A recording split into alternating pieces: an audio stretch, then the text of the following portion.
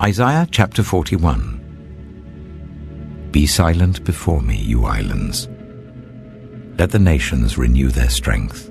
Let them come forward and speak. Let us meet together at the place of judgment. Who has stirred up one from the east, calling him in righteousness to his service? He hands nations over to him and subdues kings before him. He turns them to dust with his sword, to wind-blown chaff with his bow. He pursues them and moves on unscathed, by a path his feet have not traveled before.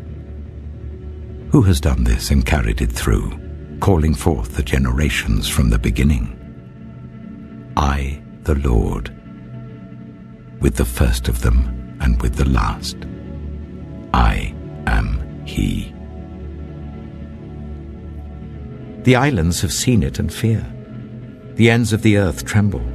They approach and come forward. They help each other and say to their companions, "Be strong." The metalworker encourages the goldsmith, and the one who smooths with the hammer spurs on the one who strikes the anvil. One says of the welding, "It is good." The other nails down the idol so that it will not topple. But you, Israel, my servant, Jacob, whom I have chosen, you descendants of Abraham, my friend, I took you from the ends of the earth, from its farthest corners I called you. I said, "You are my servant." I have chosen you and have not rejected you, so do not fear, for I am with you. Do not be dismayed, for I am your God. I will strengthen you and help you. I will uphold you with my righteous right hand. All who rage against you will surely be ashamed and disgraced. Those who oppose you will be as nothing and perish. Though you search for your enemies, you will not find them. Those who wage war against you will be as nothing at all. For I am the Lord your God, who takes hold of your right hand and says to you, "Do not fear, I will help you." Do not be afraid, you worm Jacob.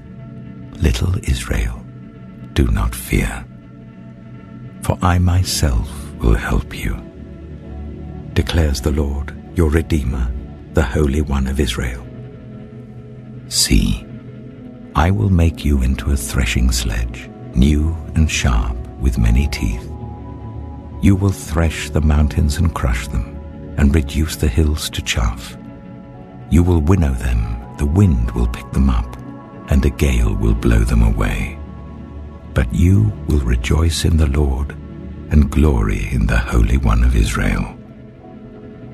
The poor and needy search for water, but there is none.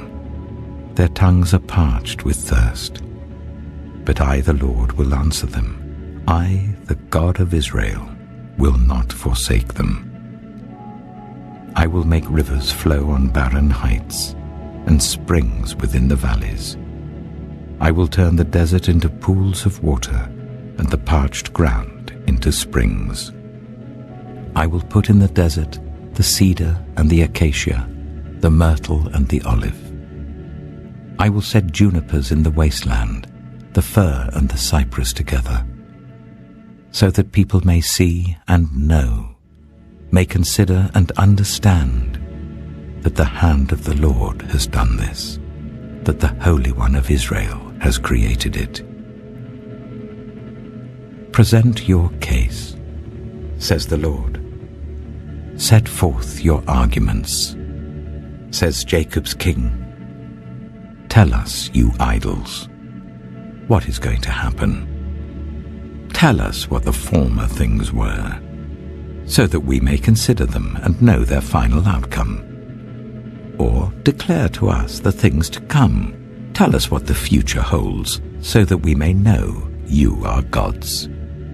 Do something, whether good or bad, so that we will be dismayed and filled with fear. But you are less than nothing, and your works are utterly worthless. Whoever chooses you is detestable.